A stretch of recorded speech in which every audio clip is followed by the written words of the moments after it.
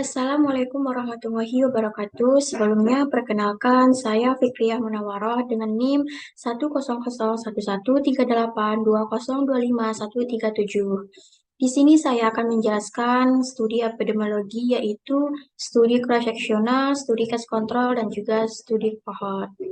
Nah, yang pertama yaitu studi cross-sectional. Di sini saya akan membahas tentang jurnal Anemia Prevalence and Associated Factor Among School Children of Kersa Woreda in Eastern Ethiopia, a cross-sectional study. Adapun outline yang saya bahas yaitu tentang 4 poin. Yang pertama yaitu menentukan distance study variabel X dan juga variabel Y. Yang kedua yaitu menentukan populasi, sampel, dan metode. Yang ketiga yaitu tabel faktor risiko. Dan yang keempat yaitu menghitung jumlah besar sampel. Nah, selanjutnya yaitu desain study variabel X dan variabel. Sebelum masuk ke desain study, adapun yang dimaksud dengan study cross-sectional itu sendiri yaitu jenis penelitian observasional yang mengumpulkan data dari populasi atau sampel pada satu titik waktu tertentu. Penelitian ini memberikan gambaran tentang populasi atau sampel pada saat tertentu, namun tidak dapat memberikan informasi tentang perubahan atau hubungan sebab akibat. Untuk desain studi yang saya bahas dalam jurnal ini yaitu studi cross-sectional kuantitatif dengan teknik sistematik random sampling. Adapun variabel X-nya yaitu usia, status agama, status pernikahan, etnis, tempat tinggal, status pendidikan, status pekerjaan, dan pendapatan bulanan keluarga. Dan untuk variabel Y-nya yaitu anemia pada ibu hamil. Nah, untuk populasi pada jurnal yang saya bahas yaitu semua ibu hamil yang mengikuti ANC di pemerintahan institusi kesehatan di kota Mekelle dan sampelnya yaitu sebesar 632 wanita hamil dan metodenya yaitu studi cross-sectional kuantitatif berbasis varalitas adalah Februari hingga April 2014 di kota Mekelle yang terletak pada Garar 783 km dari Addis Ababa, kota Ethiopia. Nah, adapun tabel faktor risikonya yaitu dapat dilihat dari tabel yang dimana faktor-faktor yang mempengaruhi anemia pada ibu hamil di kota Mekelle, Ethiopia Utara. Nah, di sini untuk perhitungan besar sampelnya saya mengambil variabel jumlah kematian, jumlah kehamilan. Nah, di sini untuk perhitungan besar sampelnya saya mengambil variabel jumlah kehamilan, yang dimana P1 sama dengan proporsi responden yang memiliki jumlah kelahiran kurang dari 2 dan mengalami anemia sebesar 0,12.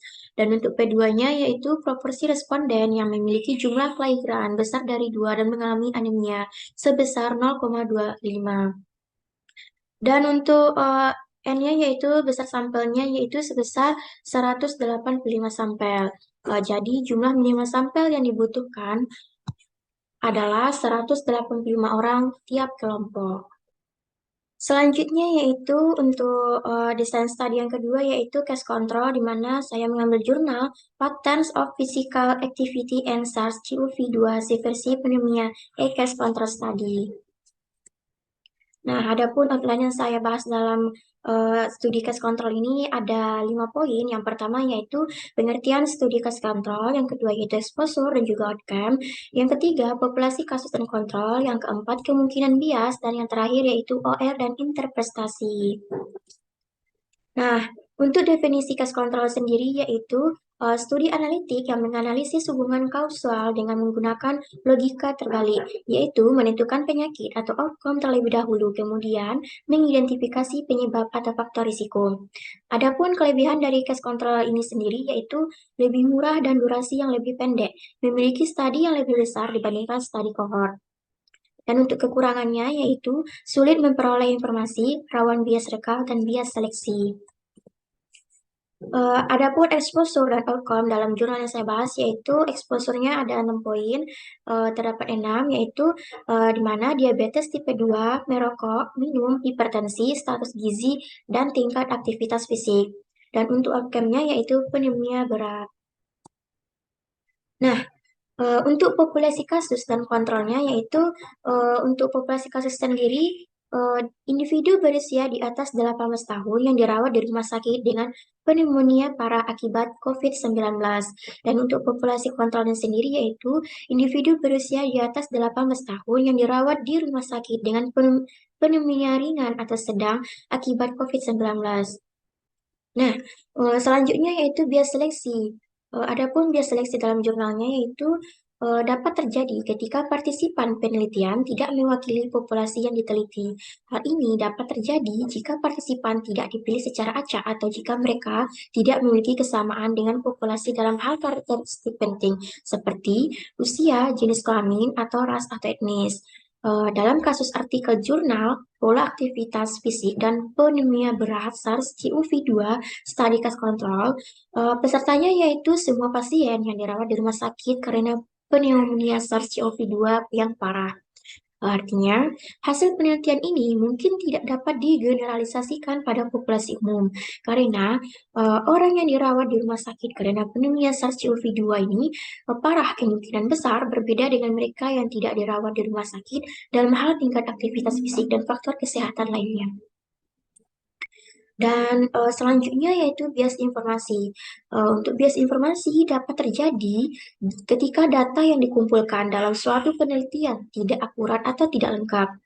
Hal ini dapat terjadi jika data tidak dikumpulkan dengan cara yang terstandar atau jika partisipan tidak jujur mengenai tingkat aktivitas fisik atau perilaku kesehatan lainnya. Dalam kasus artikel jurnal yang saya bahas, yaitu pola aktivitas fisik dan pneumonia berat SARS-CoV-2, Study Case Control, tingkat aktivitas fisik peserta dinilai menggunakan kuesioner yang dilaporkan sendiri. Artinya, data tersebut rentan terhadap bias ingatan, karena orang mungkin tidak mengingat tingkat aktivitas fisiknya secara akurat. Selain itu, para peserta tidak ditanyai tentang tingkat aktivitas fisik mereka sebelum mereka dirawat di rumah sakit, karena pneumonia SARS-CoV-2 ini kemungkinan tingkat aktivitas fisik mereka berubah setelah mereka sakit. Nah, selanjutnya yaitu nilai OR dan interpretasi. Adapun tabel faktor risikonya dapat dilihat di mana tabel analisis variabel beberapa variabel antara pasien dengan kasus dan tanpa pneumonia berat SARS-CoV-19. Nah, di sini saya mengambil variabel diabetes tipe 2 yang saya dapatkan hasil OR-nya yaitu sebesar 1,2. Dan untuk interpretasinya itu berdasarkan hasil penelitian didapatkan nilai UR sebesar 1,2 yang menunjukkan bahwa terdapat hubungan signifikan antara diabetes tipe 2 dengan peningkatan risiko kasus pneumonia. Dan untuk variabel yang kedua, saya mendapatkan OR-nya yaitu sebesar 1,2. Untuk interpretasinya yaitu berdasarkan hasil penelitian didapatkan nilai OR-nya sebesar 1,2 yang menunjukkan bahwa terdapat hubungan signifikan antara kejadian merokok dengan peningkatan risiko kasus pneumonia. Baik, yang terakhir yaitu saya akan membahas tentang study cohort, yang dimana saya mengambil jurnal yang berjudul Association of Current Smoking with the Incidence of Hypertension in Chinese Population at 22-year cohort study. Untuk outline yang saya bahas yaitu ada 5 poin. Yang pertama yaitu pengertian study cohort, tujuan study cohort, menentukan desain study dan variabel, menentukan populasi sampel dan metode, dan juga menghitung nilai ER-nya.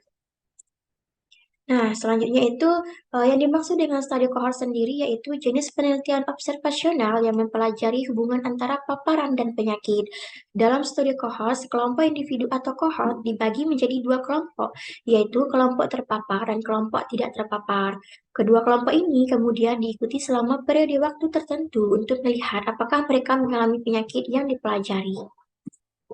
Nah, adapun tujuan dari study cohort sendiri yaitu untuk menentukan apakah paparan tertentu meningkatkan risiko terjadinya penyakit. Jika kelompok terpapar tersebut memiliki risiko lebih tinggi untuk mengalami penyakit daripada kelompok tidak terpapar, maka dapat disimpulkan bahwa paparan tersebut merupakan faktor risiko untuk penyakit tersebut. Nah, selanjutnya yaitu desain study dan variabel. Untuk desain study dalam jurnal yang saya bahas yaitu terdapat study cohort prospektif dengan teknik cluster random sampling. Untuk variabel X-nya yaitu usia, jenis kelamin, merokok saat ini, konsumsi alkohol saat ini, etnis, aktivitas fisik, obesitas, dan kematian. Dan untuk variabel Y-nya yaitu kejadian hipertensi.